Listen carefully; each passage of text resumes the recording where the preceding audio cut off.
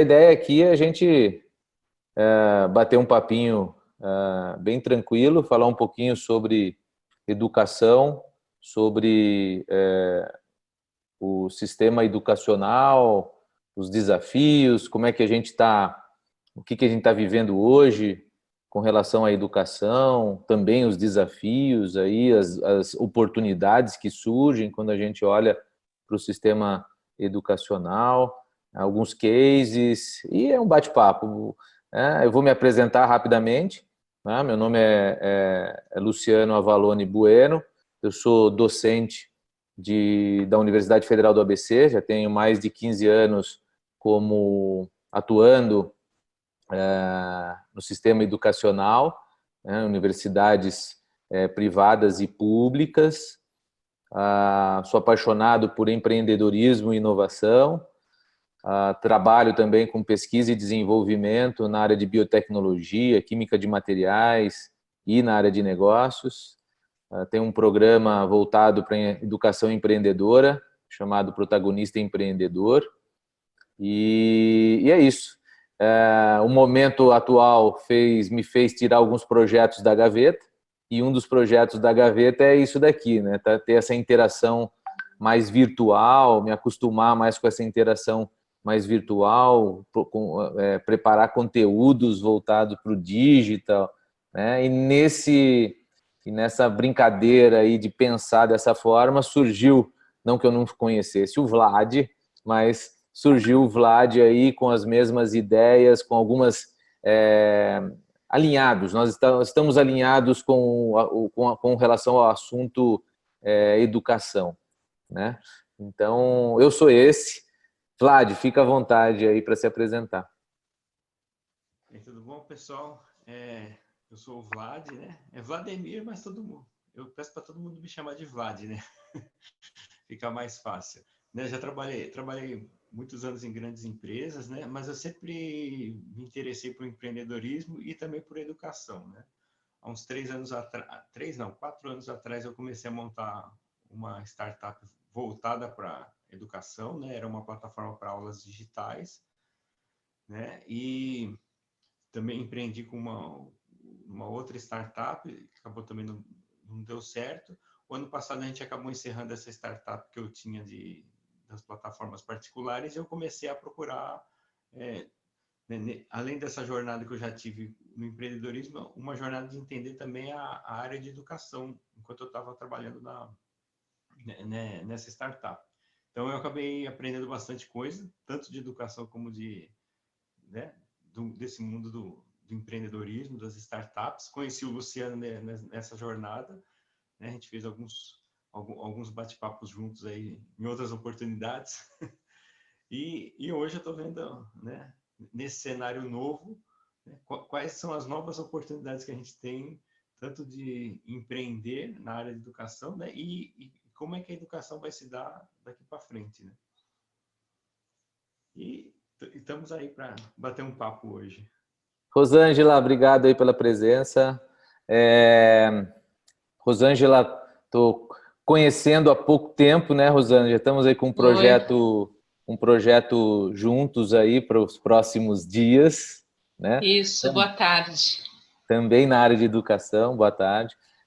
Aqui é um bate-papo, né, como a gente veio falando, e falar um pouquinho sobre o que a gente vem pensando, eu e o Vlad, o que a gente vem confabulando com relação à educação. E primeiro ponto que a gente levantou, né, Vlad, foi com relação ao sistema educacional, né? O sistema educacional que a gente vive hoje é um sistema, digamos assim, que precisa de algumas modificações, né? É um sistema pautado numa era totalmente diferente da era que a gente está vivendo, né? Totalmente... Muito analógica, né? Analógica. Totalmente analógica, né? Totalmente voltada para o industrial, né? Focando aí nas conformidades, nas obediências, no ter respostas certas, né? E a gente vem pensando, estudando, olhando, analisando, vendo alguns autores aí que trabalham com esse foco de mudança, né?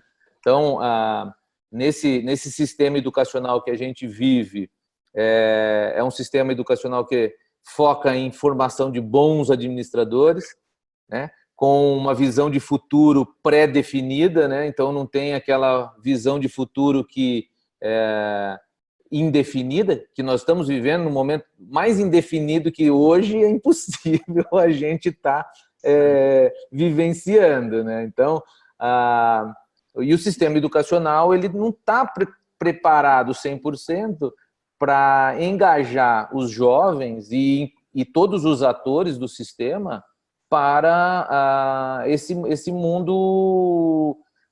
Eu falei hoje com a minha esposa, né? O mundo não está tão VUCA quanto ele está hoje. Né? Ui! Sim.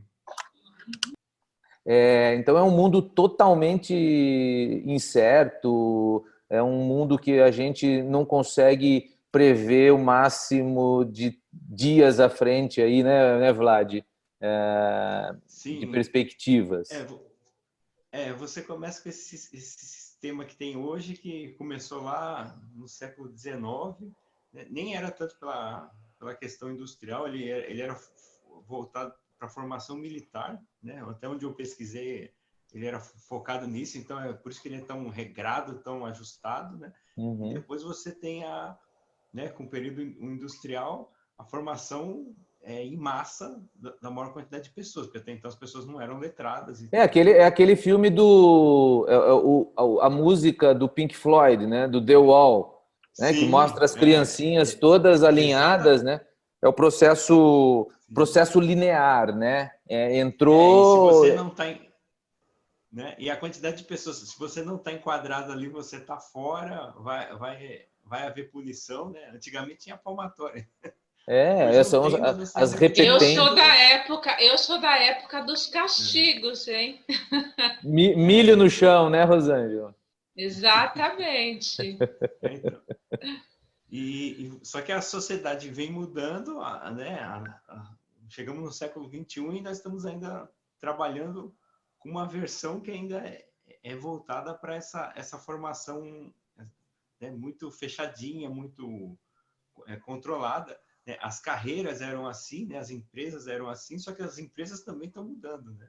Hoje você tem esse universo de empreendedorismo, das startups, que é tudo incerto. Hoje está tudo muito bem, amanhã já não é tão certo, e que você precisa de agilidade. Né? E as pessoas vêm com essa formação que eu aguardo alguém me falar o que tem que fazer para depois, e agora eu tenho que chegar, agora eu tenho que fazer alguma coisa, o que eu vou fazer? Né? É muito mais... Hoje a gente vive num sistema, num modelo focado em processos, altamente processual, e menos voltado para o humano, as reais necessidades do humano.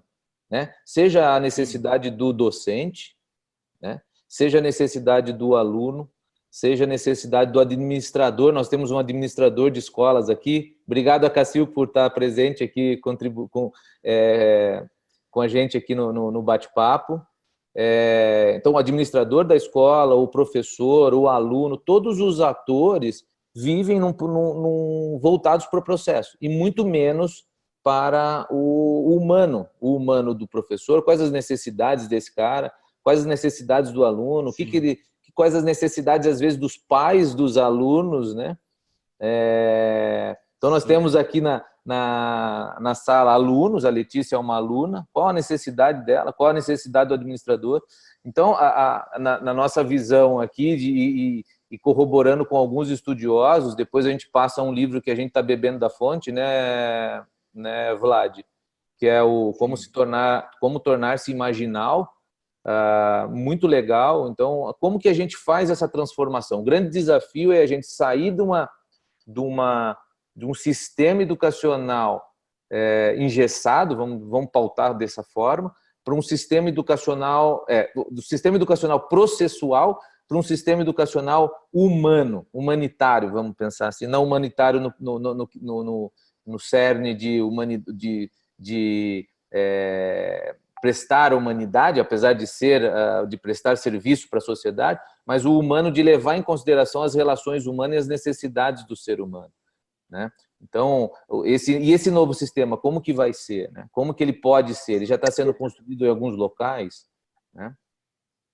Pautado em habilidades, né? De ver e criar o futuro, né? De dar opções para as pessoas, para os alunos, de verem e criarem o seu próprio futuro, de inventar, de inovar. Ou seja, eu gosto de fazer uma analogia, eu dou aula de empreendedorismo, e quando eu falo de empreendedorismo, eu falo muito da parte de inovação, né? A inovação está totalmente atrelada à parte de criatividade.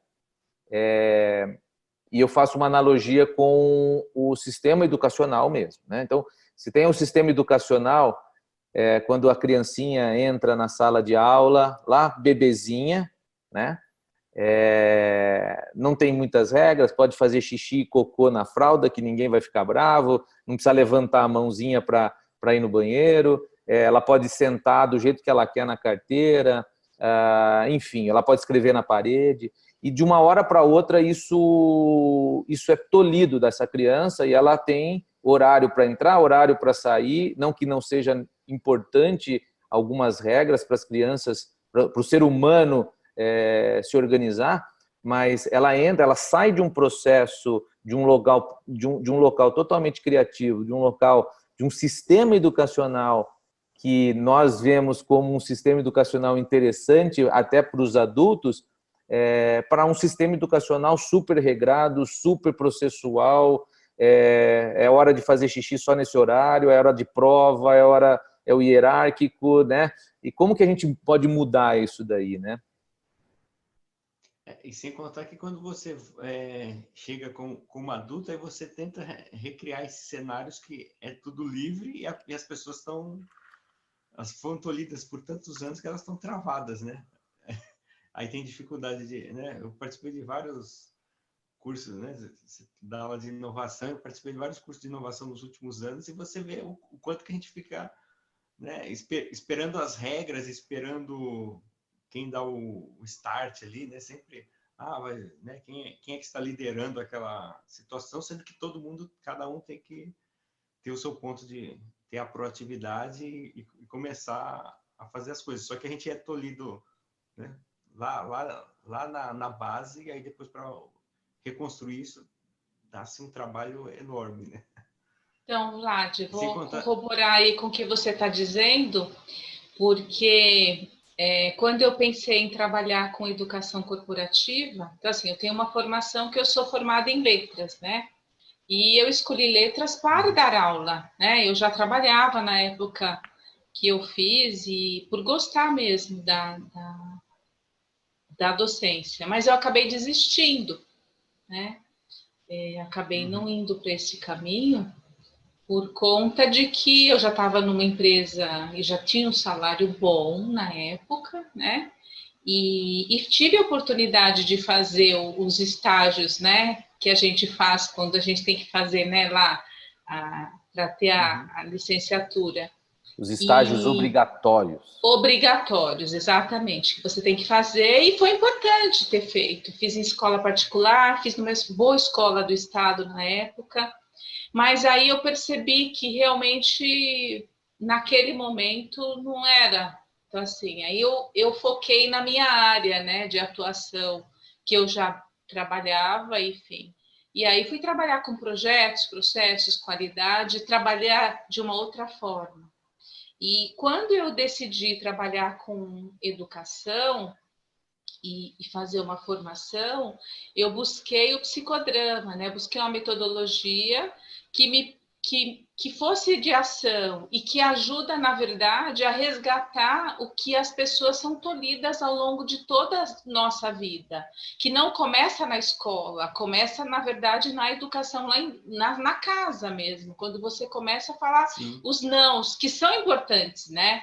Mas que você, às vezes, fala não para coisas que você deveria estar estimulando. Então, você acaba tolhindo a espontaneidade, a criatividade, que depois a gente tem que resgatar, né, Luciano, em outras épocas, em jogos, né? Então, assim, são muitos os exemplos. E às vezes você não consegue, né? E às vezes você não consegue resgatar, né? Não, dá para resgatar, mas assim, eu tenho um trabalho que eu fiz numa universidade pública, num hospital com os funcionários, e o trabalho, eu levei um jogo que deveria ser um jogo para integrar, para facilitar o trabalho efetivamente do que eu ia fazer. E era o jogo Escravos de Jó, vocês devem conhecer. E assim, só que eu dei uma instrução que eles fizessem o jogo. Olha, vocês vão utilizar o que vocês quiserem na sala para fazer uma apresentação lúdica com a música Escravos de Jó. Não saiu. Assim, demorou 2 horas para sair, né? Com essa turma. E depois foi muito legal o processamento. Só saiu porque eu acabei entrando e estimulando, né? Então, assim, o que a gente faz agora? Quem conhece a música? Vamos cantar. Mas, Rosângela, é muito engraçado. A gente que trabalha de alguma forma com educação, né? Seja ela de uma educação corporativa ou uma educação em universidades e tal, o que a gente vê muito, o que eu vejo muito é o perfil das pessoas, ela está tão arraigada. Você vai dar um seminário, o formato que as pessoas entram nesse seminário, elas sentam. O formato que as pessoas vão para um curso, seja ela qualquer tipo de profissional, seja um profissional médico, seja um profissional, seja um professor, seja um docente, ele está no papel de aluno, ele está ele é como se fosse uma regressão. O mindset de aluno é aquele mindset fixo da carteira, de todo o processo. Então, você falou um ponto interessante, você criou uma coisa mais lúdica, onde as pessoas têm que se interagir, né, uma com as outras, para trazer uma solução que satisfaça todo mundo, ali já trava, porque não está dentro da caixinha do conhecimento fazer isso, né? Então, buscando até o que o Vlad colocou e o que a gente vem falando do sistema educacional, como que a gente pode quebrar isso? Eu acredito muito no processo que as escolas de uma forma geral, têm que trabalhar, que é o lado do autoconhecimento. Né? A partir do momento que as pessoas começam a se autoconhecer, entender esses dragões que estão dentro da cachola, travando alguns movimentos, ela consegue entender por que ela tem e ela consegue destravar isso. Né? Então, o processo de você sair de um sistema educacional, de um sistema acadêmico, de um sistema corporativo, pode extrapolar para qualquer área. É o destravamento do ser humano. E o ser humano começa com cada um de nós. Né? Então, eu busquei aí esses 2 elementos aí, só para colocar isso. Né?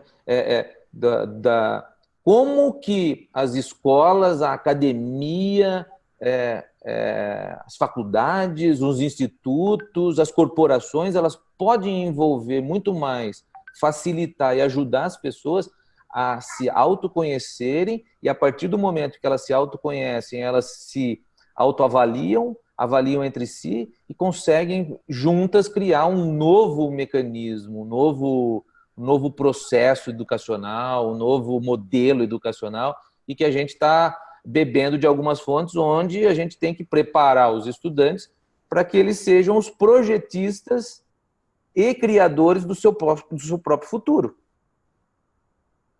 Né? E não aceitar o futuro goela abaixo. Né, Vlad? O que você... É isso, né? Com certeza. E você estava falando da sala de aula e do papel do professor quando vira aluno, né? Eu tenho um caso interessante, né? Eu aplico uma facilitação em escolas de ensino médio, né? Com essa parte de empreendedorismo e inovação, né? E o ano passado eu tive a oportunidade de também facilitar a mesma oficina para professores universitários. E as travas que os alunos têm lá no ensino médio são as mesmas dos professores de 20, 30 anos, que não não eram professores novos, eram professores com uma grande bagagem e tem as mesmas travas, né? Eu falei, pô, se eles aqui que já têm uma vivência maior têm essas travas, a gente ainda continua replicando essas travas nos jovens, os jovens de hoje. Pô, né, tipo assim, eu tô acostumado com aquela coisa que é, você tem uma liberdade. Pô, eu preciso ir no banheiro, eu vou ao banheiro. Pô, um garoto de 15 anos, ele tem que vir pedir a permissão para mim. A primeira vez que isso me aconteceu, eu achei muito estranho. Eu falei, pô, mano, vai no banheiro. Tipo, não tem porquê, né? Não tem porquê. Tipo, sabe, é uma coisa básica. E aí, pensa assim, pô, se o cara tá ali parado com uma necessidade fisiológica, ele não consegue nem pensar do que ele tá absorvendo ali daquela interação, daquela aula que ele tá fazendo, né? E a gente vai colocando várias coisas, né? E vai se tolhindo, vai se travando. Claro, tem que ter algum limite, né? Não pode ser tudo muito totalmente livre, porque senão você não consegue dar uma cadência e aprender alguma coisa. Mas também, se a gente não, por exemplo, né, eu li alguns anos atrás um livro, depois eu pego a referência e mando para vocês, que o cara dizia sobre o processo de aprendizado sem nenhum curso, sem nada, vai. Ele queria aprender sobre, sei lá, ele se interessou naquele momento para algum tópico, e aí ele mostrou como é que era o processo dele para ir atrás do conhecimento para aquele tópico que ele, sei lá, essa semana aqui eu estou gravando, né, aprendendo a usar aqui para gravar vídeo e tudo mais, né? Pô, como é que você faz? Você precisa fazer um curso? Não, tem várias, o conhecimento está aí, tem várias formas de você fazer, só que se você não aprende como é que você pode aprender, você fica preso nos sistemas que é sempre de caixinha, né? Ah, eu tenho que fazer um curso, eu tenho que fazer uma universidade, e por aí vai, né? Só que aí você chega na universidade, né? Eu vou dar o meu caso, que foi lá na UFABC. Pô, eu me conheço e sei que biologia, para mim, não é um tópico de interesse, né? E lá tem algumas disciplinas que são cavernosas lá, que é de bioquímica, caramba, quatro. Pô, o esforço que eu tive que aplicar para poder, né, conseguir ser aprovado naquilo ali foi muito maior do que, por exemplo, nas disciplinas de programação que eu ia embora, que era da área que eu conheço, né? Não que ali não, né, foi uma perda de tempo aquele aprendizado, pô, mas eu, né, pensando assim, pô, pro que eu queria para aquele momento da minha vida, aquele aprendizado não agregou valor. Talvez em um outro momento, se eu falasse assim, pô, sei lá, quero estudar vida marinha, aquilo lá faça sentido.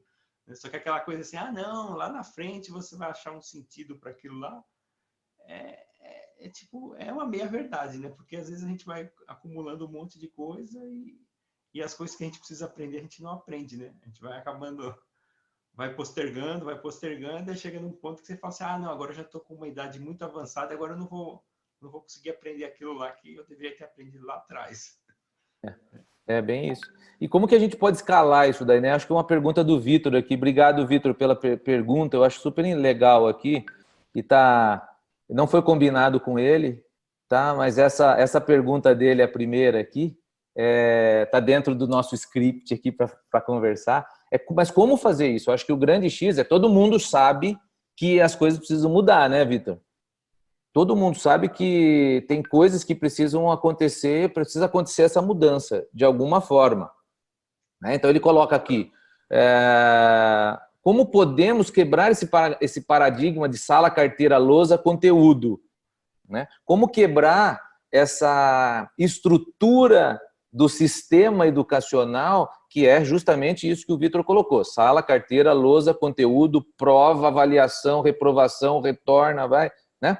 É um processo longo, não é um processo que eu vou fazer, ou o Vitor vai fazer, ou Rosângela, ou a Cassil, ou o Vlad vai fazer. É um projeto, é um processo onde todo mundo está envolvido. Tem uma coisa bem legal que chama princípio da transferência. Não sei se vocês já ouviram falar sobre isso. O princípio da transferência é o igual forma igual. Iguais tendem a formar iguais. Então, se você... eu gosto de dar o meu exemplo, né? Eu estava conversando com o Vlad até um pouco antes da gente entrar aqui. Eu fui formado em Química, tá? Todos os meus professores da área de Química, acadêmicos, 100% acadêmicos. Então, a minha formação, ela foi uma formação voltada para o acadêmico, apesar de ter algumas disciplinas ministradas por acadêmicos, voltadas para o mercado, né? Todo o meu contexto foi acadêmico, tanto que eu saí da graduação, eu fui direto para fazer a pós-graduação, mestrado, doutorado, enfim. Só não fiz pós-doc porque eu queria cair fora da universidade de alguma forma e eu fui embora da onde eu estava. Mas, então, eu me coloco até no momento onde eu fiz metade do meu doutorado, eu estava sendo direcionado por pessoas e eu estava me tornando iguais a essas pessoas, né? Então, essa transferência do conhecimento para o outro, né? A habilidade, esse princípio da transferência, a habilidade de líderes transferirem valores e crenças e comportamento para outras pessoas. É isso que aconteceu comigo. Então, como que a gente pode sair desse paradigma que você está colocando, Vitor? Cada vez mais pessoas que buscam sair desse paradigma, buscam sair desse status quo, tentam sair desse padrão, aceitam o risco de quebrar esse padrão, né? Não, o plano de ensino ele tem que ser assim. Por que ele tem que ser assim? Por que eu não posso fazer um plano de ensino totalmente diferenciado? E uma outra coisa, a gente coloca, tem alunos aqui na sala, a gente coloca, impõe o que o aluno deve estudar ou ele deve adquirir de informação para que ele desenhe o seu futuro, né?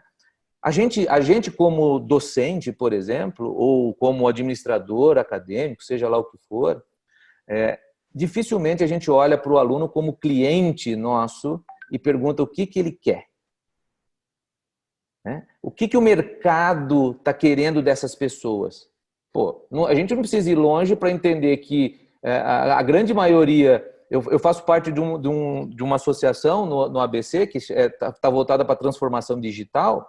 O que eles estão mapeando? Eles estão mapeando os buracos no currículo acadêmico dos alunos que estão saindo para eles cobrirem essas lacunas, para as empresas não sofrerem tanto com essas lacunas. Isso é uma coisa... Está faltando esse contato entre o mercado, entre o cliente, que é o aluno, entre os professores. Então, na minha opinião, para ser mais rápido e deixar aqui a discussão, para a gente sair de quebrar esse paradigma, é a gente começar a ter transformadores, né, de ter pessoas que vão fazer essa transferência de princípios, transferência de ideias, etc., com as mesmas características. Características que você tem de olhar para o aluno ou olhar para os seus pares, não como imposição de ideias e de processos, e sim como contribuir, como colaborador, co-desenvolvedor de um grande projeto, que é o projeto profissional daquela pessoa, das pessoas que estão envolvidas.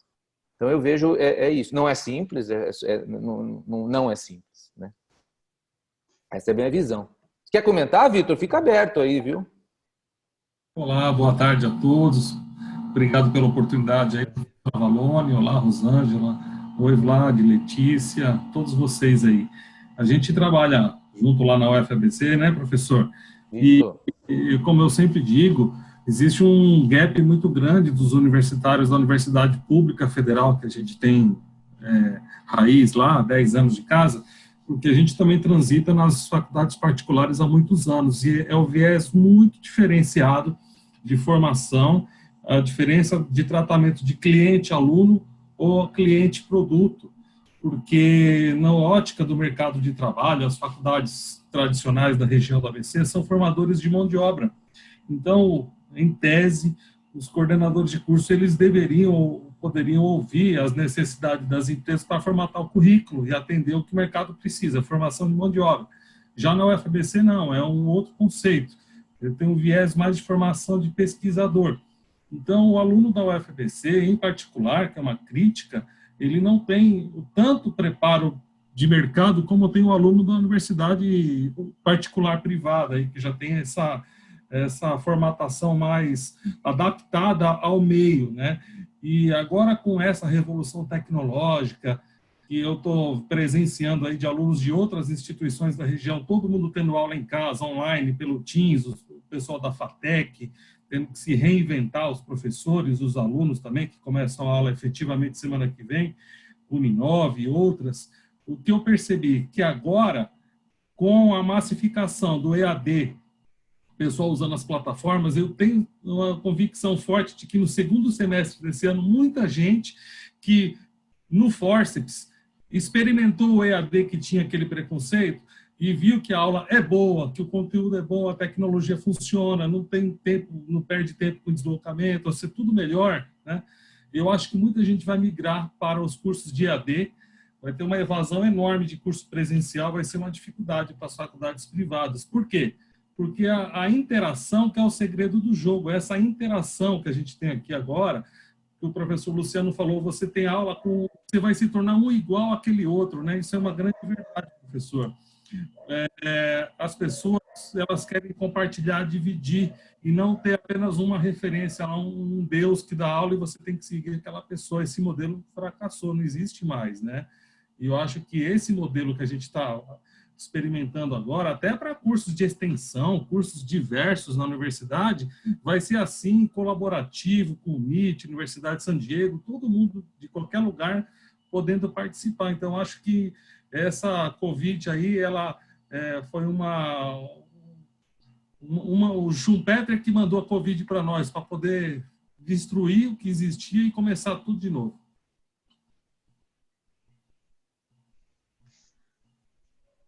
Quer comentar, Vlad? Vamos lá, eu vou começar pelo que você comentou, Luciano. Se escutar um cachorro, é o cachorro do vizinho aqui, chega alguém aqui, ele já fica bravo. Você falou sobre que a gente acaba replicando o que tá muito próximo ali, né? Você contou da sua história na graduação, mas também não só a questão educacional, mas também da família, né? Que nem eu vim de uma família de pessoas que trabalhavam na indústria, e eu fui me formar na indústria, tanto que eu fui para a UFABC para fazer engenharia. Aí eu falei, pô, calma aí, é isso mesmo que eu quero, né? E a gente acaba pegando e revisando o que vai fazer, né? E a questão também, você comentou o Vitor comentou do EAD, realmente, cada vez mais a gente tem tido, não só na educação, se você olhar, por exemplo, o fenômeno dos e-commerces. Agora, nesse momento, todo mundo está comprando online, não tem ninguém, não tem lojas abertas, né? Os pequenos comerciantes estão ali, vou vender pelo WhatsApp, né? Que aqui eu moro em Ribeirão Pires, né? Então, Ribeirão Pires está tudo fechado aqui. Ontem eu saí um pouco para ver como estava, e está lá nas portas das lojas a venda por WhatsApp, né? Logo mais o cara vai ter que se adaptar, colocar um WhatsApp Business, quer que seja. E a mesma coisa para o EAD, não, para a educação, né? Com o advento do EAD, a gente vai ter uma tendência, né, até para não ter aglomerações, não ter aquele amontoado de gente no mesmo lugar, a gente vai acabar passando para ter algumas outras interações novas, né? Que nem acho que o Zoom aqui é uma grande sacada. Eu fiz 2 cursos pelo Zoom agora nesse último mês, né, que eram presenciais, eu estava fazendo presencial e o pessoal, vamos fazer pelo Zoom. A interação funcionou igual se estivesse no presencial, e a gente fazia ainda atividades em duplas ali na hora no Zoom ali, e funcionou super bem, né? O que eu acho que talvez até os EADs vão ter que mudar é a questão que antigamente, por exemplo, o EAD o cara ia, tinha uma aula, aí tem aquelas trilhas, né, de você viu o vídeo todo. Eu acho que isso de fato eu acho que isso vai acabar mudando, porque essa interação também é um pouco fria, fica algo ali, né, preso no tempo, né? E também tem uma questão, né? Pô, a questão mobilidade urbana também, né? Se a gente vê, pô, hoje eu posso fazer um curso com um cara que está lá no Rio de Janeiro ou em outro lugar, né? Pô, o conhecimento está nos outros lugares e muitas vezes a gente não consegue acessar por conta dessa disposição física, né? A gente pode conseguir captar esse conhecimento em outras regiões que não sejam as que a gente está, né? Porque eu vejo muito, por exemplo, a quantidade de cursos que a gente tem em São Paulo, no Rio, né? Pô, mas se você for para outros pontos do país, as pessoas não têm o mesmo acesso ao conhecimento que nós temos aqui mais próximos, né? Uhum. Então, acaba descentralizando um pouco o conhecimento e passa a ter em outras regiões. Eu vi algumas mensagens passando aqui da Letícia e da Rosângela sobre autoconhecimento, né? Questão de se conhecer. Eu acho também uma coisa interessante que vocês comentaram sobre terapia e coaching. Acho que você não precisa... Eu já fiz terapia e já fiz coaching. E sei que tem uma outra coisa que funcionou muito melhor, não muito melhor, que para essa questão de conhecimento fluiu melhor, foi se experimentar. Fazer pequenos testes. Vou fazer né, a quantidade de coisas que você pode fazer... Né? Hoje a gente pode fazer online. Pô, fazer um curso gratuito online, por exemplo, eu estou fazendo alguns cursos, não sei se vocês conhecem, da Casa do Saber. A Casa do Saber fica lá em Pinheiros, lá no lugar, né? Para mim fica difícil acesso, que eu estou aqui no ABC. Pô, hoje eu faço aqui na minha casa, pô, né? O cara está lá sentado lá e eu estou fazendo aqui de casa aqui, né? O curso. E aí também a questão, né? Pô, que nem acho que uma coisa bacana que tinha no tempo que eu estava na UFBC, é a quantidade de... Né, por mais que eu fiz a bioquímica lá, é uma forma de, por exemplo, que nem os alunos que estão chegando e não sabem para que caminho seguir, fazer esses testes, né? É o que a gente chama também das trilhas de aprendizado. Bom, vou lá, vou me testar nas... programação, acho que eu não me dou bem aqui, vou fazendo química, vou fazendo outras áreas até se encontrar, claro. Isso leva tempo, mas, pô, eu acho que é muito mais válido que você ir fazer 5 anos de um curso, né? Tem um cara que eu gosto de sempre lembrar, o cara do China Box, o Robert Shiba, né? Shiba. Que ele pega, pô, o cara fez odontologia, 5 anos, aí ele ficou 6 meses lá. Os pais deixaram ele sair para viajar, e aí, quando ele saiu para viajar, que ele teve um insight. Ele nunca seguiu na área de odontologia. Ele seguiu pela área de empreendedorismo e fazer comida, né? A área de alimentação. Ele viu que ali mas ele gastou 5 anos que ele poderia... Né, talvez se ele tivesse se testado de outras formas, ele poderia ter chegado num resultado até melhor do que... Né? O tempo de aprendizado dele seria menor. Ô, Vlad, a Rosângela colocou uma coisa legal aqui, né? Que isso vai depender de você doar para o novo, para fazer outras coisas, depende muito da personalidade da pessoa que tá querendo isso, né? Concordo um pouco também. Sim. Mas o que eu queria levantar... Oi, pode falar. Só complementando, depende da personalidade. Depende também do momento de vida da pessoa, né? Porque às vezes a pessoa ela tá numa área, numa carreira, porque naquele momento está estudando aquilo, porque ela foi influenciada pela família. Mas o conhecimento do dono do China, do conhecimento que ele adquiriu na faculdade, ajuda ele nesse negócio. Tenho certeza que ajudou, entendeu? Então, tem algumas pessoas lá de que elas até hoje... Às vezes a pessoa pode até ter passado pelo coach, pela terapia, ter experimentado vários papéis e ainda está perdido, porque ele não se entregou de corpo e alma. E tem pessoas que já nascem prontas, né? Então, isso tudo vai depender muito do estilo de personalidade, como essa pessoa foi criada, né? Porque às vezes ela pode ter estudado numa escola mais construtivista do que conteudista, né? Aí, se a gente está falando de educação, isso também é importante, né? É Tá? isso aí. Bom, e se a gente pegar, eu queria levantar um ponto aqui para a gente discutir, que é a parte de desafios do momento na educação, né? Isso foi uma das coisas que eu e o Vlad a gente conversou esses dias.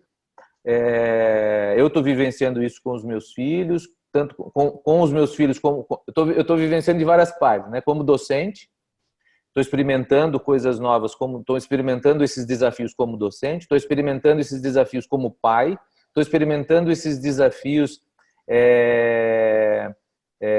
junto com eles, com os meus filhos e com os meus e esse desafio como aluno também, tendo que consumir conteúdo diferente, né, do que eu já estou acostumado. Então, e aí eu coloco aqui assim, os desafios, e a gente tem gente aqui de instituição de ensino que pode estar ajudando, a Cacil fique à vontade, como que as instituições de ensino, né, quando surgiu esse momento, elas se reagiram, né? Esse é um primeiro ponto. O outro é como que os professores se reagiram, né? Reagiram a esse momento.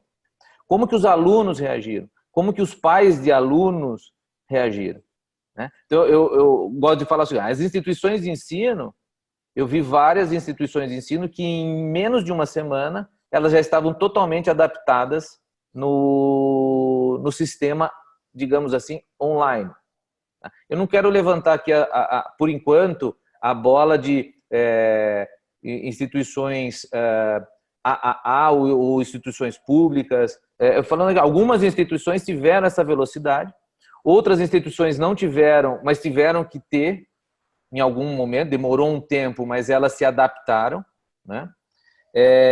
Comprando ferramentas, se adaptando com ferramentas, etc. Os professores, existem alguns, tem 3 tipos de professores, na minha visão. É o professor que já estava totalmente imerso a uma metodologia e ferramentas digitais, o professor que era, como eu, vamos dizer assim, um professor que estava com isso na gaveta como projeto, bebendo de algumas fontes, gostando da ideia, mas ainda não colocando na prática, e o professor totalmente avesso a qualquer ação com relação a ensino à distância, vamos pensar, né? Alunos, os desafios que esses alunos têm, e aí entra de não ter ferramenta, de não ter acesso, né? Essa adaptação, né? Comprometimento. Estou vendo meus filhos, a parte de comprometimento, né? Um dos meus filhos virou para mim: papai, eu estou de férias. Tá de férias nada, cara. Que férias? O quê? Tá em casa, tá de férias, né? Levanta, não tira o pijama. Que história é essa? Tira o pijama, põe roupa, escova o dente, né? Fica aquele negócio, parece que está em época de férias. E os pais, como eu me colocando, né? Não sei se tem outros aqui, com certeza tem, aquela angústia de saber se seu filho vai adquirir ou não e tentar trazer. E a gente totalmente ainda pisando num sistema educacional antigo, pensando num sistema educacional novo, né? Então fica aquela pô, para onde que eu vou, né? Então, isso, na minha visão, é o grande desafio desses 1, 2, 3, 4 pilares aí da educação: instituição, professores, alunos e pais, sem deixar aí os técnicos, etc., o staff todo da instituição. Mas isso é surreal, né? Muito, muito interessante de se pensar e como que isso vai alterar, né? Foi muito bem o Vitor precisou sair, mas ele colocou, né? E a gente já tinha conversado com o Vlad, vai mudar o formato, né? As pessoas vão ter que... Eu estou vendo professores que não gostavam de fazer e estão fazendo as aulas nesse formato, usando plataformas, entrando em contato, estudando, né? Estudando as novas formas, né, Vlad?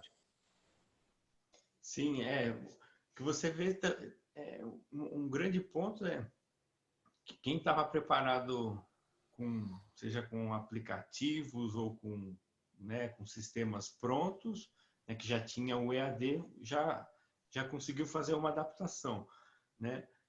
Você ainda tem o grande problema aqui no Brasil, a gente está em São Paulo, a gente tem, não todo mundo, grande parte das pessoas tem o acesso à internet, até que um fácil acesso, mas não é todo mundo que está tendo. Eu tenho lido várias reportagens, em algumas regiões não tem mal tem energia elétrica, que dirá internet para esses alunos, né? E até Eu saí uma vez, a primeira vez que eu saí. Eu saí ontem. O aluno, não é só o aluno que tem que ter o acesso, tem que ter o professor, também tem que ter o acesso. Muitas vezes esse professor também não tem um acesso legal para poder fazer essa interação, né? Hoje pela manhã eu estava lendo, até passei para o Luciano uma reportagem sobre um pensador lá na Espanha, e ele citou muito o caso da China. Pô, lá o professor teve que pegar na sala de aula que ele tinha, que agora cada um está na sua casa, e ver quem é que estava tendo essas dificuldades tecnológicas, né? Esse é um primeiro ponto. O segundo né, a gente ainda tem um certo paradigma, uma certa quebra, tipo, mas a tecnologia, né, não é muito humanizada, né? Eu vejo que isso também, com as internets cada vez mais velozes, né, há 20 anos atrás, realmente, por exemplo, criar um bate-papo desse pela internet era impossível de ser pensado, né? Ou há 5 anos atrás, já teria, mas a gente teria que gravar um vídeo offline, carregar no YouTube e todo mundo ia assistir por lá. Ou a gente está fazendo aqui em tempo real, todo mundo aqui conversando, interagindo, e não está tendo falhas de microfones, né? Delay, não está tendo nada. Então, cada vez mais a tecnologia está mais veloz, então a gente consegue começar a pensar em coisas, né? Usar essa tecnologia, mas de uma forma humanizada, que o Luciano também citou na fala. Porque senão a gente não vai ter um ensino humanizado, né? Ô Vlad, esse material que você passou, eu acho que é interessante um ponto, desculpa te cortar. Não, pode falar.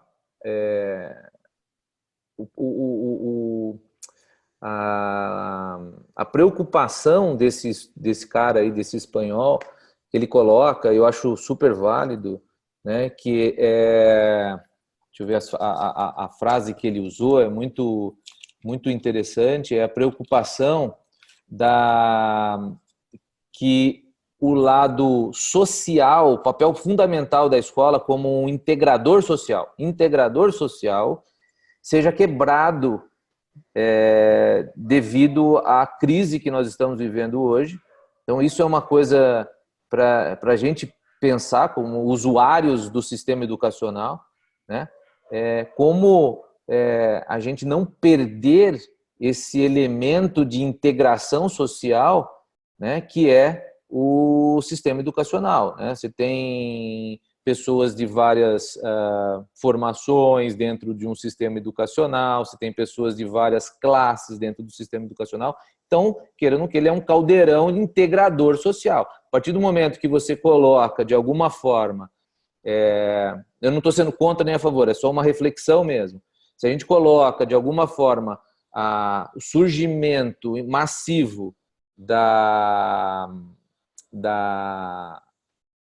digitalização do ensino, né?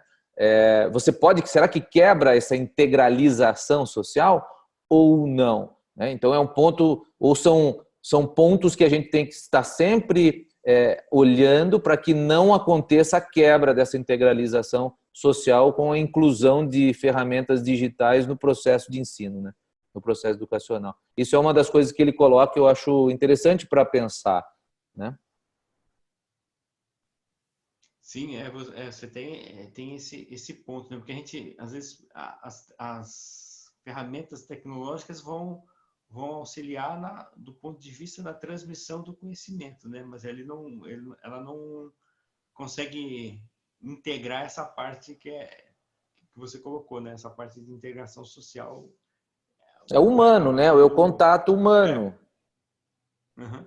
Mas só que a partir que nem, por exemplo, aqui a gente está agora nesse momento aqui tem um pequeno grupo, né? Só que acabou aqui, a gente não vai ter um contato como, por exemplo, a gente tem na universidade. Eu posso acessar outras pessoas que estão em outros em outros momentos ali da transmissão de conhecimento, acabou e eu tenho um espaço em comum para poder socializar e ter uma interação com essas pessoas, né? Sejam elas os professores ou os alunos, né? O Vlad, vamos abrir o microfone. Pensar mesmo. Vamos abrir o microfone aqui para a Cristina Quintela. Eu acho que ela tem muito a agregar aqui com a gente. Cristina, se apresenta, por favor. É um prazer ter você aqui. Obrigado, viu? E coloca as suas colocações aí, por favor.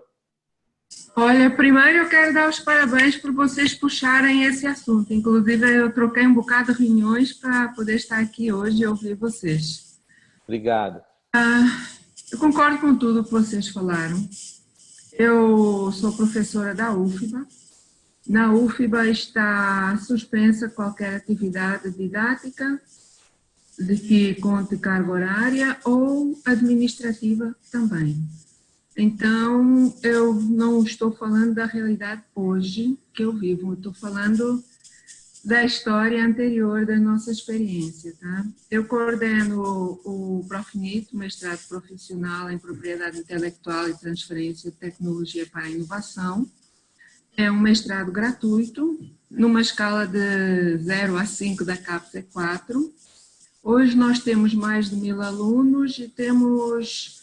Nosso corpo docente está numa faixa de 400 docentes. E nós temos 32 pontos focais em 30 cidades do Brasil. Cobrimos quase todos os estados.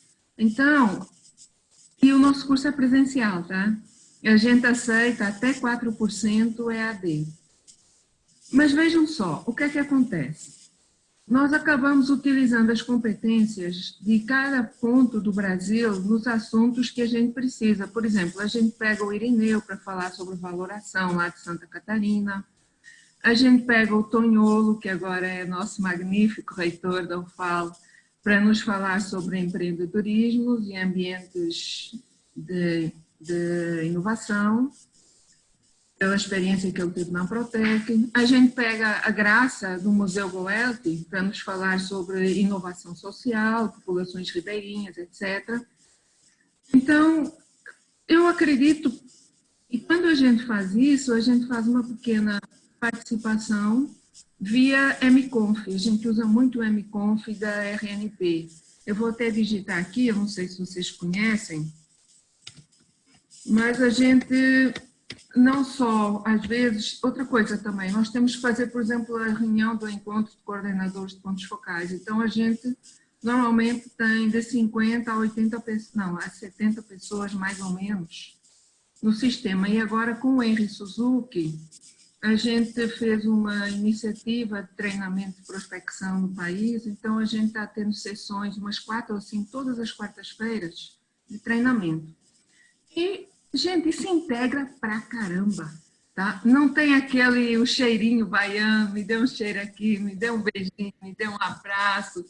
Isso daí, o que a gente faz é se encontrar 2 ou 3 vezes por ano, uma semana, em algum lugar do país, durante os nossos eventos. Nossa, nós dançamos, é muito legal, conhecemos pessoalmente cabeças que a gente já... Mas o Henry Suzuki não gosta de dançar?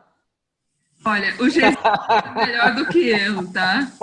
Mas o Henry, aliás, o Henry começou a dançar nos nossos eventos, né? Porque ele não dançava. Ele decidiu disputar com o Gesil. Claro que ele perdeu, mas tudo bem.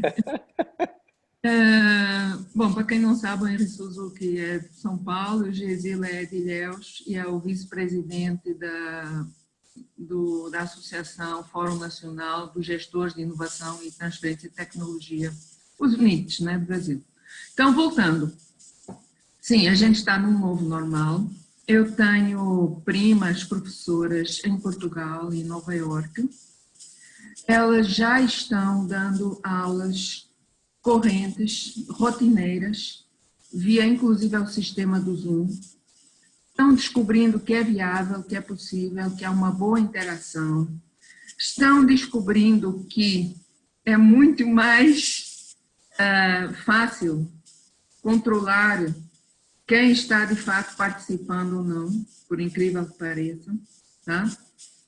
estão arrumando outras maneiras de motivar, outros modos de motivação e interação. E estão felizes da vida, porque realmente deslocamento em Nova Iorque, em Lisboa, em Portugal, para dar aula em Setúbal, não é brincadeira. Então, sim, essa é uma dimensão que faz parte do novo normal de Portugal, dos Estados Unidos. Eu vi a apresentação do nosso ministro da Educação, eu vi que ainda não é um novo normal no Brasil. Eu vi também que vários conselhos superiores optaram por não fazer, considerando que nós temos alunos do extrato social, dos 11% dos brasileiros que estão abaixo do nível da pobreza, né, estão na miséria mesmo. Ao mesmo tempo, o que eles fizeram nos outros países foi, inclusive para o ensino médio, tá? Ensino médio e ensino primário não garanto, ensino médio sim, porque eu tenho sobrinhos e sobrinhos primos. O governo fez um diagnóstico e mandou entregar os computadores, acabou. Certo? Isso é uma coisa que eu acredito que já existiam algumas iniciativas no Brasil e que talvez, se tivesse uma política de Estado, poderia ser ampliado. Além disso, a profissão do futuro não vai ser ler e escrever com a canetinha na mão, mas não é mesmo. Não vai fazer continhas de somar numa calculadora apertando botõezinhos. As profissões do futuro, elas requerem essas habilidades já que podem ser treinadas no aprendizado.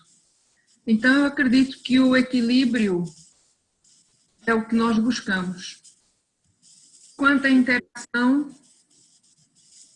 eu não vejo limitações por ser um sistema do novo normal à distância. Acho que até, às vezes, eu penso, né, meu Deus, esse coronavírus, esse Covid-19, ele está nos abrindo uma série de dimensões e oportunidades, infelizmente, às custas da vida de tanta gente, que dá uma dor, realmente uma dor muito grande, mas que nós temos realmente que olhar, ver o que é que Deus põe na frente e fazer omelete, não é? Então, era isso. Desculpa se eu falei muito, Luciana e Vlad. Imagina, a ideia está sendo maravilhoso, né, Vlad? A gente pensou num formato e está criando outro aí com as pessoas conversando. Eu acho bem isso, Cristina. Esse formato, para mim, está cada vez se mostrando mais interativo, né? Essa interação entre as pessoas de forma digital, ela está ficando entrando mais no normal, né? No comum. Aí eu sou super a favor. Vlad, quer fazer algum comentário? Eu acredito que a interação sempre é possível, né? Apesar de ter... acho que a grande trava hoje é muito essa questão de o acesso está facilitado a todos, né? Da tecnologia, seja não só o computador ou o celular lá, mas também a internet tá de fácil acesso. Mas também tem que ter o segundo ponto é aquela barreira de entrada. Eu não quero utilizar. Pô, essa semana foi o aniversário do meu pai. 5 anos atrás ele não usava celular. Pô, hoje, no aniversário dele eu fiz uma videochamada, que ele mora no interior, lá perto de Minas, eu estava fazendo uma videochamada. Quando que eu ia imaginar que eu ia fazer uma videochamada com meu pai? Há 5 anos atrás era impossível, nem celular ele tinha. Né? Tudo no telefone fixo hoje, até o telefone fixo ele aboliu, que era uma coisa que ele usava bastante, né? Então é muito a questão de ir usando e interagindo e vendo o que funciona, né? Acho que esse momento agora é um momento também de experimentação do que funciona, do que anteriormente funcionava, que nem acho que só a questão de pôr um vídeo lá, né, fica aquela questão de transferir o conteúdo que a gente tinha anteriormente nos livros para vídeo, né? Acho que isso você acaba replicando o mesmo sistema, só que de uma outra maneira, né? E eu acho que essa interação essa mesmo que nós estamos fazendo hoje, você passa uma transmissão de conteúdo e todo mundo agrega o conhecimento aqui, né? Quantas pessoas já não falaram aqui hoje? Já agregou aí. A princípio era só eu e o Luciano que ia falar. Mas é bem isso mesmo. Fica aberto aí se alguém quiser fazer algum comentário, algum case pessoal, né? Eu acho que é bem isso que a gente deseja mesmo, de motivar essa discussão. Esse é o primeiro que nós estamos fazendo, viu, Cristina? Você falou que legal que a gente teve a iniciativa, é o primeiro, nós vamos fazer outros, com talvez outros temas, trazer mais pessoas para discutir mesmo o tema do que esse momento está nos mostrando como atores do sistema educacional, o que esse momento ele vai fazer com que a gente tire projetos da gaveta para serem mais utilizados no dia a dia, né? Eu falo eu estou criando vários conteúdos digitais que estavam na minha gaveta, que não estava pensando em fazer antes de julho, e antecipei aí algumas coisas, né? E pensar nesse sistema educacional. Esse é o foco, isso é o que está motivando muito as minhas conversas com o Vlad, como a gente trabalha muito com startups, né? A gente está muito próximo desse meio de startups, de edtechs, que estão trazendo soluções para a educação.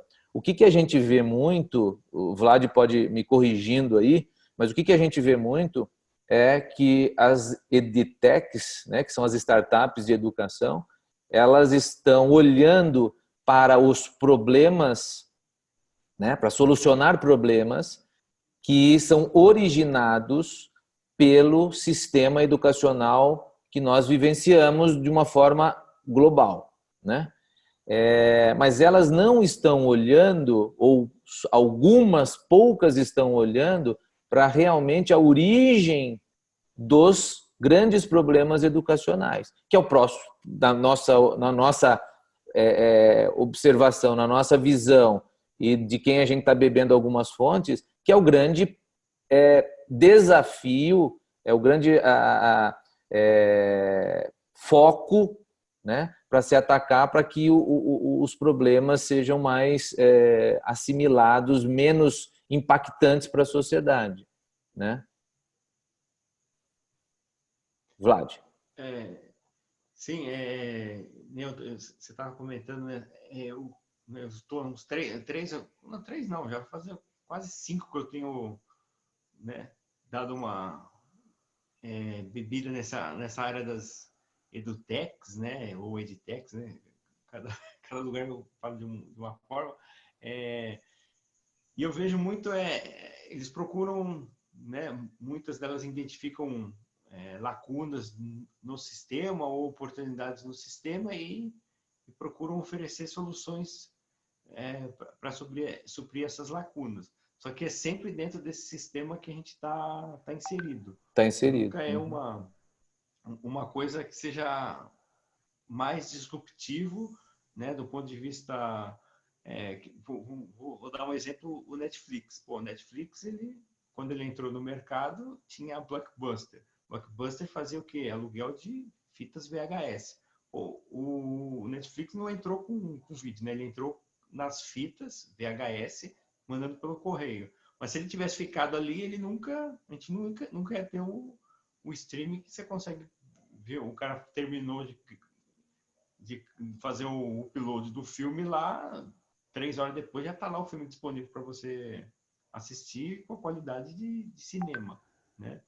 Hoje você, até no Oscar, você já tem o filme do Netflix, pô. Então, você vê, foi uma questão disruptiva. Ao mesmo ponto que assim, a gente vê algumas startups, algumas empresas privadas pensando nisso, você ainda tem a questão, né, que é um grande paradigma de como poder trabalhar isso, que a questão de a educação tem um valor social, então a gente sempre tem aquela questão de quem é por onde tem que ser provido essa educação, pelo Estado, pela família, ou poderia ser algo privado, né? Então, né, tirar essa questão, então tem sempre esse conflito que eu também, ao longo desses anos que eu tenho, né, estudado o tema, vejo que também é um entrave para poder montar uma nova solução, né? Tipo, não pode vir uma empresa privada, você vai ficar, vai se transformar numa questão só de consumo, né? Então, você tem essas questões que também têm que ser trabalhadas e têm que ser vistas, né? Mas do ponto de vista de todos os atores do sistema, tanto a família, o aluno, o professor, as instituições e as empresas privadas também, que quer não, tem várias hoje em dia que fornecem educação, né? Somente, não só aqui no Brasil, mas em outros locais, e é uma parcela significativa, né? Acho que acho que a gente tem que partir para um processo o que de fato é importante e como é que a gente consegue estruturar um novo sistema, né?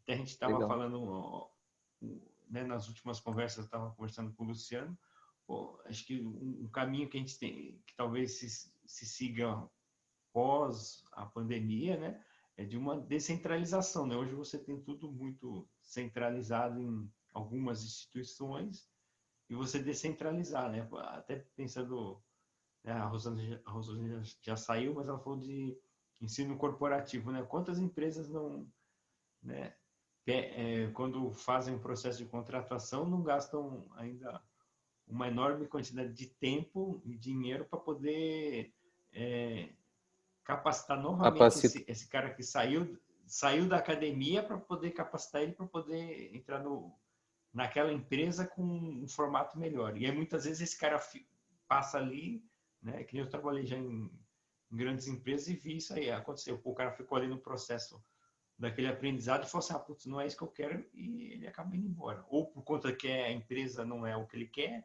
ou por conta que aquele conhecimento não é o que ele quer, né? Então, só que aí eu pensando assim do lado humano, quanto tempo esse cara não gastou? Não que ele não vai levar isso como aprendizado para outros pontos, né, da vida dele, mas às vezes ele poderia ter seguido por uma outra trilha que fosse mais assertiva, né? Precisasse errar menos, né, experimentar mais, né, trazendo aquela questão aquela mentalidade de Lean Startup, né? Experimentar mais rápido, aprender mais rápido com aquilo e ver assim, isso aqui serve para mim ou não serve, e seguir para a próxima até achar o meio termo ali que você vai bem, né? Acho que isso também entra no autoconhecimento que o sistema tem que trazer, né? Que ser uma coisa menos engessada, mais para fluir mais rápido, né? Legal. O Vlad, eu acho que a gente já está a 10, a gente começou a 1h, vai fazer 1h05, 1h10, só para a gente tentar manter uma previsão de 1h. Eu acho que foi super proveitoso, né? Gostaria de agradecer todo mundo, vocês que estiveram aqui ouvindo a gente, contribuindo com a gente,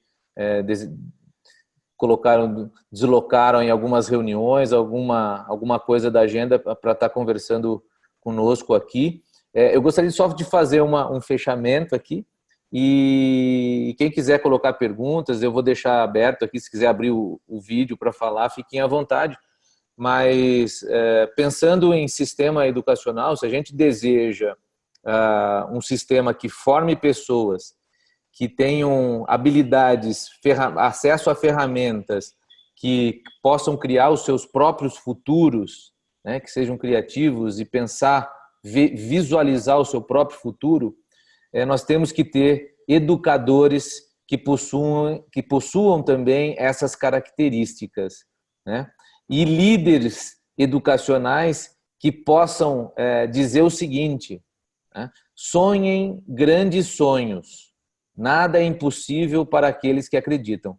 Então, com esse fechamento aí desse processozinho, né, eu gostaria de deixar aqui, Luciano, deixo a palavra depois para o Vlad, agradecer a todos e ficar à disposição. E espero que vocês estejam nos nossos outros bate-papos, tá bom? Boa tarde a todos, bom final de semana. Bem, eu quero agradecer a todos. Acho que o fechamento que o Luciano já fez, com essa frase, já encerrou, né? Fico à disposição aí também para outros bate-papos, seja por mensagem e tudo mais, né? Depois o Luciano vai passar acho que é bom passar as referências dos livros que a gente comentou, né? E até acho que até da reportagem também é bom para compartilhar com o pessoal, né? E aguardo vocês, né, para os próximos bate-papos aí que a gente vai ter, né? E acho que foi muito proveitoso, tanto para mim que estou aqui, né, vendo, né, cada um na sua casa aí quietinho, quietinho do ponto de vista de não andar, mas, né, com a mente sempre trabalhando, né? Acho que isso é bastante bacana. Legal. Obrigado a todos aí. Obrigado, Vlad. Obrigado, gente. Até a próxima. Obrigado. Só informando que vai estar gravado, tá? Eu vou disponibilizar a gravação.